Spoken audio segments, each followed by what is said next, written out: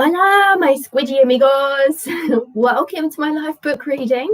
My name's Beth Shepherd, and thank you so much for joining me again. So, just introduce my books. So, these are the awesome books that I've written, been busy working on, and this is the book that we're working through each week in these live book readings. So, thank you if you've been following me all the way along. This book is called Ernie Gonzalez, The Determined Dreamer. So if you guys have been following me, you are awesome determined dreamers. So yes, also, just in case you first time you're joining me, this is my second book called Ernie Gonzalez, Escape from Paradise. So you can find out more about that after we finish reading this book. Or if you want to find out, you can go on my website. It's bethshepherd.com. So I'm really excited to read today's chapters and to share something with you about my experience with writing. Sorry, there is a fly buzzing around. I think it could be actually the real Captain Pablo buzzing around my head just to annoy me on this reading. So if you see him, let me... Oh, there he is behind me. Okay. So before we get started, I just want to say hi to a couple of people. So I want to say hi to Hessely. Hessely, I hope you're watching because I think today is going to be really good for you because we've been talking a bit about this in our lessons. And also I want to say hi to Rohan. So she has been watching with her bigger sister, and she is just beginning her exciting journey of writing stories. So hi, Rohan. Hope you're going to enjoy this session today and get writing. Love to see what you've been writing. Okay, so before I read this, I'm just going to give a quick recap in case this is the first time for you joining me. So just to explain, Ernie is an awesome, squidgy, determined dreamer snail. Love squidgy snails. Don't like when I step on them in the rain because they really are squidgy, especially if you've got no shoes on. Not very nice. Anyway, don't squidge on any snails. So Ernie gone off in search of his dreams to find the olive garden and thinking it's going to be super easy, but it's not. Okay, loads of challenges, but it would be a bit boring if there was no challenges. So challenges is what makes us stronger, hey? When we overcome them and we're like, wow, look at what I overcome. So Ernie is a massive overcomer. He's already overcome so many challenges, but there are still more challenges to come.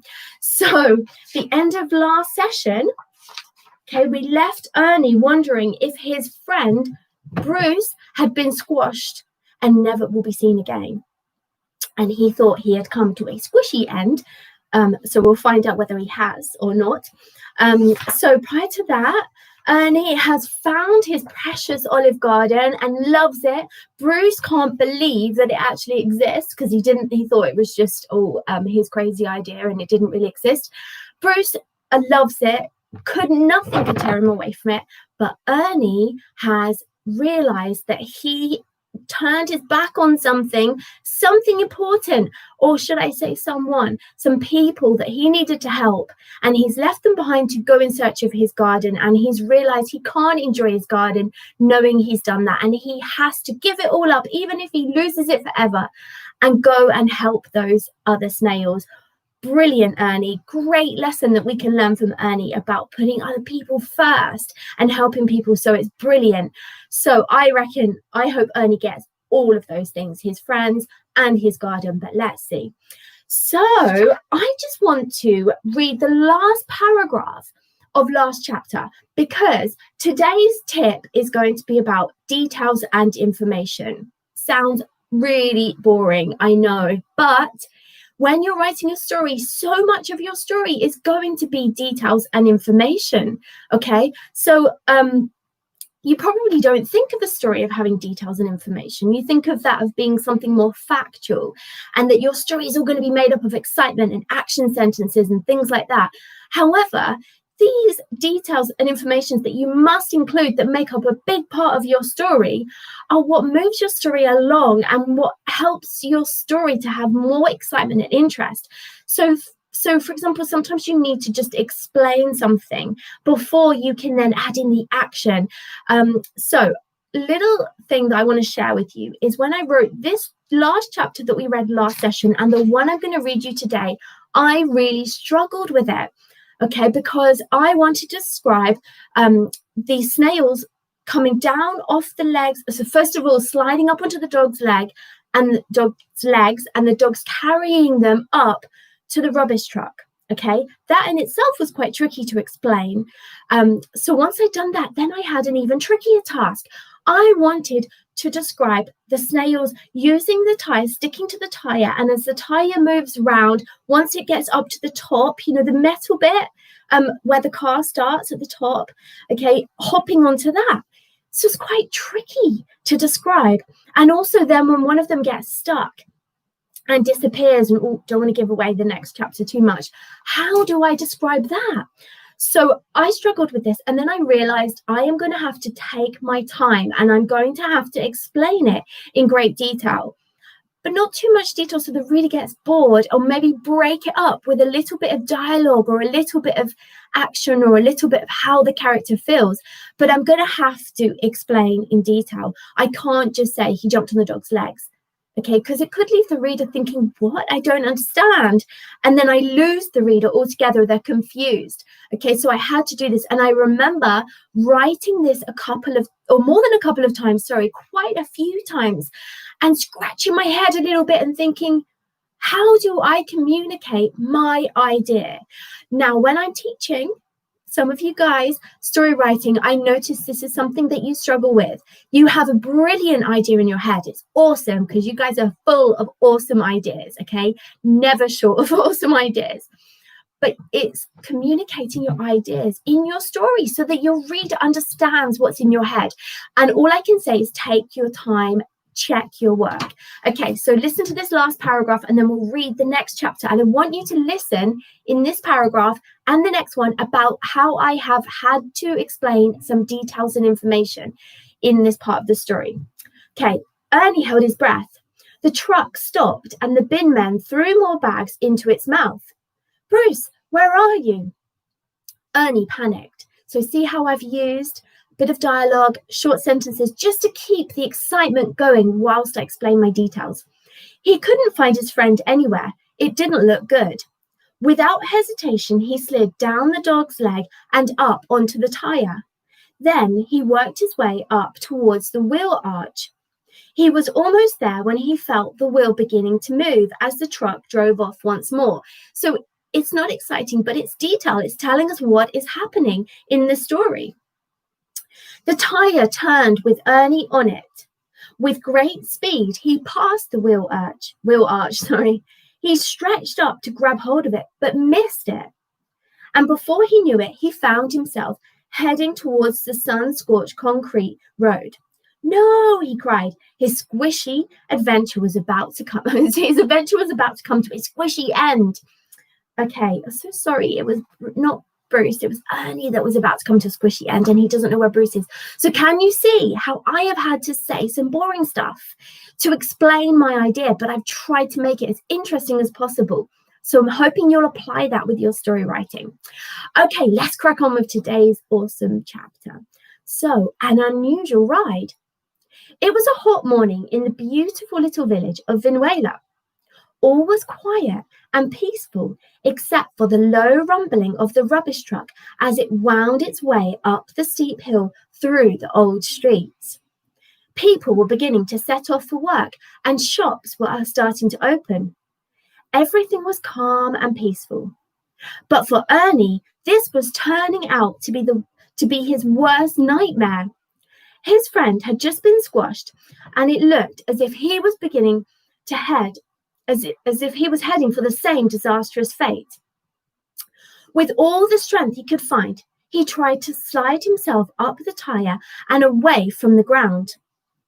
As the wheel continued to turn, Ernie could see that he was fast approaching the ground. He had to think of something quickly. Looking at the tyre, he noticed deep grooves running all the way around the black rubber and remembered Bruce's story of how he had hidden in the tread of a big boot. So do you remember? Bruce said that he had to escape from the deadly spider, and he saw the grooves inside the boot, at the bottom of a boot, and he remembered that, and he saw that the tyres had similar grooves. So he had a brilliant idea. Desperately, he wedged himself in the nearest groove and ducked inside his shell. Then he held his breath and waited. Everything went dark, and he wondered if he was going to survive as he felt the weight of the truck pressing him down against the hard concrete. Poor Ernie. But the groove was deep enough, and with no time at all, he had glimpsed light through his shell. He popped his head out and looked up at the truck above him as the tyre continued to turn.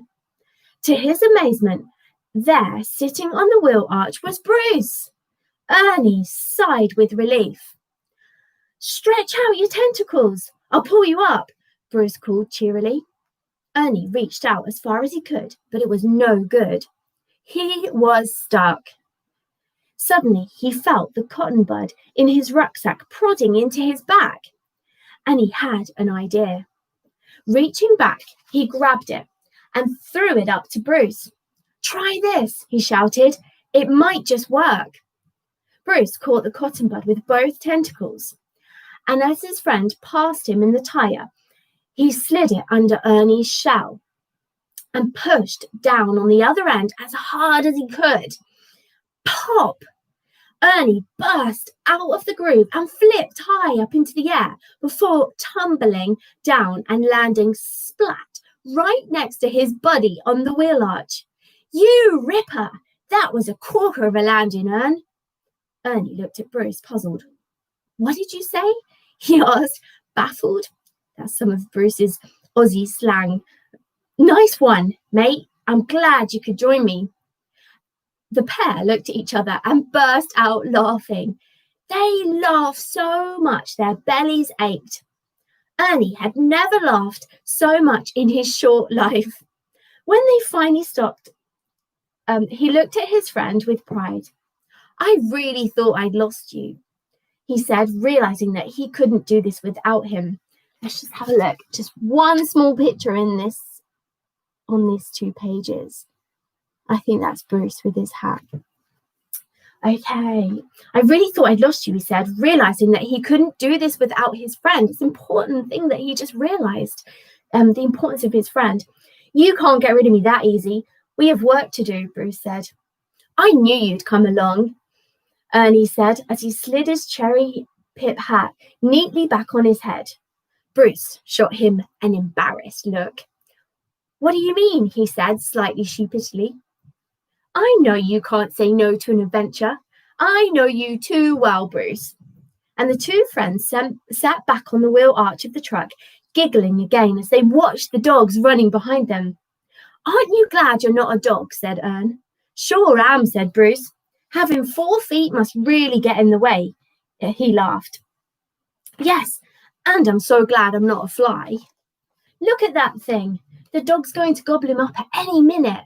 They laughed as they watched the dog snap away at the fly who was buzzing teasingly around his ear. I wonder if it was Captain Pablo. Just a little picture of Captain Pablo. There you go. Very small one. It was midday when the rubbish truck finished its rounds and pulled into the depot at the top of the hill in Vinuela. The 2 snails had fallen asleep on the way. As they woke, the bin men were heading off for lunch, which would be followed by their usual afternoon siesta.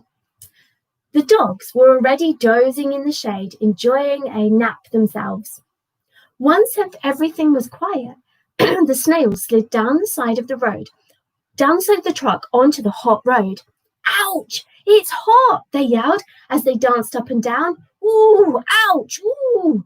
We've got to find some shade and some cool ground," said Ernie. Bruce spotted a large rubbish bin at the edge of the road.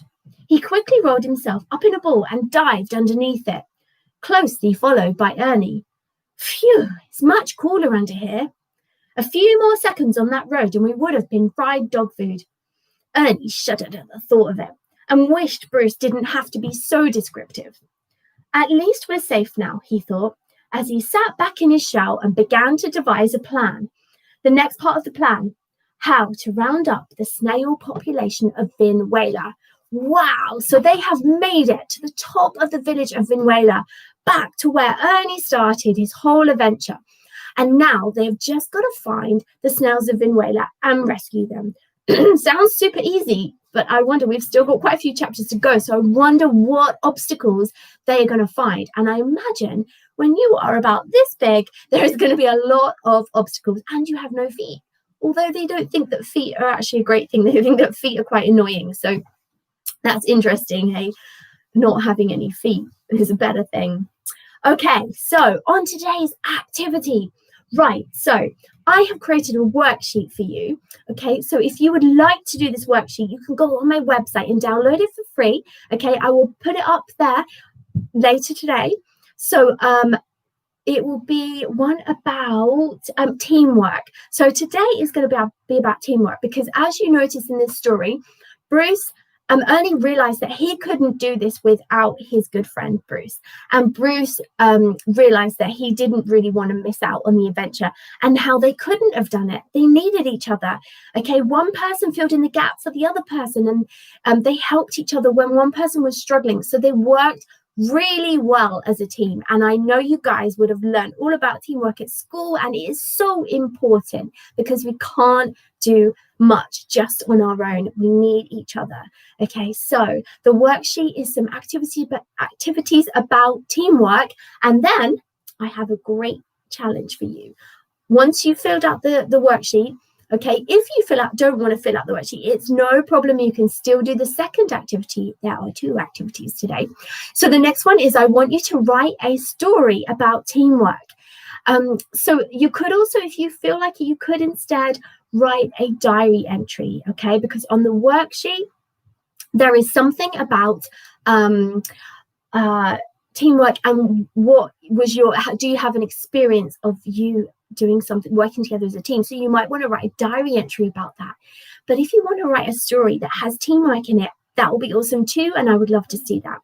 So I just want to I told you a bit more about, I've told you about my tip, haven't I? So details. Remember also to use that tip when you're writing your story with teamwork.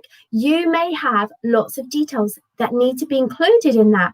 What is the thing that you guys are working together in a team in your story, okay, or your diary entry? Explain that in details. Remember, it's okay to have a couple of sentences that aren't packed with loads of excitement. Okay, because that really helps your reader to understand clearly your idea.